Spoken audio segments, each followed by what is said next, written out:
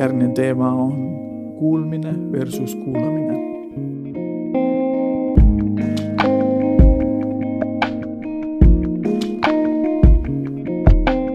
Alguseks ma loen teile kirjakoha 5. Moosese raamatust peatükist 6, psalmid 4-6. Kuule, Iisrael, Issand, meie Jumal, Issand on ainus. Armasta Issandat, oma Jumalat, kõigest oma südamest ja kõigest oma hingest ja kõigest oma väest. Ja need sõnad, mis ma täna sulle annan, jäägu su südamesse. Oleme kuulanud nüüdseks 4 nädalat iga päev midagi Jumala kuulamise kohta. Väga palju erinevaid lugusid ja näiteid. Loodan, et see teekond on olnud põnev ja värskendav ja kannab kuidagi uut energiat igale ühele ning et tajuksime seda kõike ka koguduses tervikuna. Antud projekti raames olete saanud erinevaid praktilisi näpunäiteid ning kindlasti ka meeldetuletusi, mida olete juba kasutanud, kuid eludünaamika muutusest tulenevalt ei tegele nii palju sellega. Kogu antud projekti lugude ning näidete idee on leida lihtsalt oma harmoonia, mis sobib just sulle.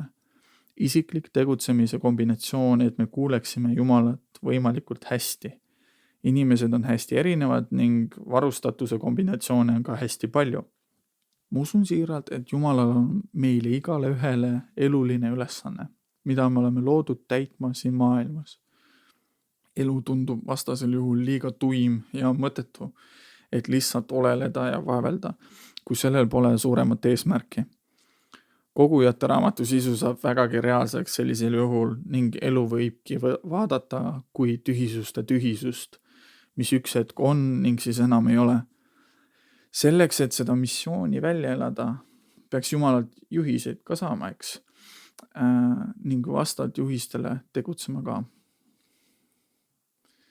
Oma teekonnal me mingitel etappidel ikka kohtame takistusi ja raskusi, mis tunduvad ületamatud või tekitavad konflikte.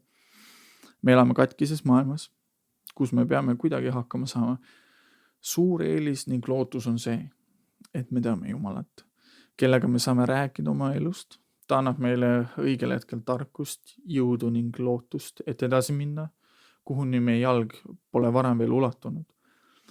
Põhjus, miks tasub panustada Jumala kuulamisse, sest vahepeal on keeruline teha vahet heal ja halval otsusel. Vahest me ei pruugi isegi halbu tagajärgi ka kohe näha oma otsustes, aga selline katsetamise meetod võib kurnav ning valulik olla. Proovida üksnes enda tarkuse ja jõuga elus läbi suruda võrdub minu mõtetes läbipõlemisega.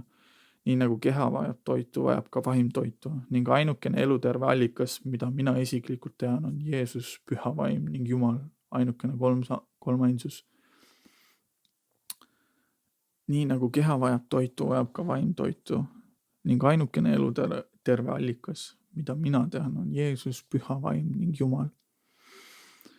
Algallikas on Jeesuse elu, mida saab lugeda Piiblist, kust otsida inspiratsiooni Jumalaga suhtluseks.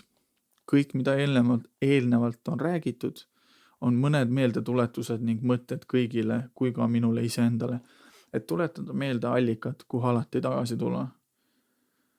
Kõik need lood on inspireeritud Jeesusest, Pühast Vaimust ning Jumalast. Need on kujundanud meie elusid, et jagada neid teiega, et paljud mõtetes olevad arutelud ja päris olukorrad saaksid kaetud, mis aitavad jõuda eesmärgini, et kuulda Jumala mõtteid ja kõnetust. Meeletult suur rõõm on see, kui keegi saab Jumala poolt kõnetatud. Kiitus Jumalale. Usun, et kui Jumal kõnetab, siis see ei jäta toimaks ning paneb meid tegutsema. Kuid kui Jumala kõnetus on selge ning palvetades olete saanud kinnituse, siis tuleb ka tegutseda. Mis iganes see kõnetus on, siis tea, et Jumal on sinu nurgas. Ta on sinu tagalas, hoiab silma peal. Kui peaks kartus tekkima, siis mõte, mis aitab perspektiivi hoida. Kas karta, mida maailm arvab sinust või mida Jumal arvab sinust? Ja minu väljakutse on leia tasakaal pidevaks suhtlemiseks Jumalaga. Palveta, kuula ning avasta. Vahest vajab distsipliini, aga see on õige eesmärgi nimel. Ja ma palvetan meie eest. aitäh, Jeesus, et sa oled meid läbi selle seeria kõnetanud ning me oleme saanud kasvada nende lugude keskel. Minu palve on, et meie palves oleks rohkem Jumalat ning vähem meid, kui me suhtleme sinuga. Aamen.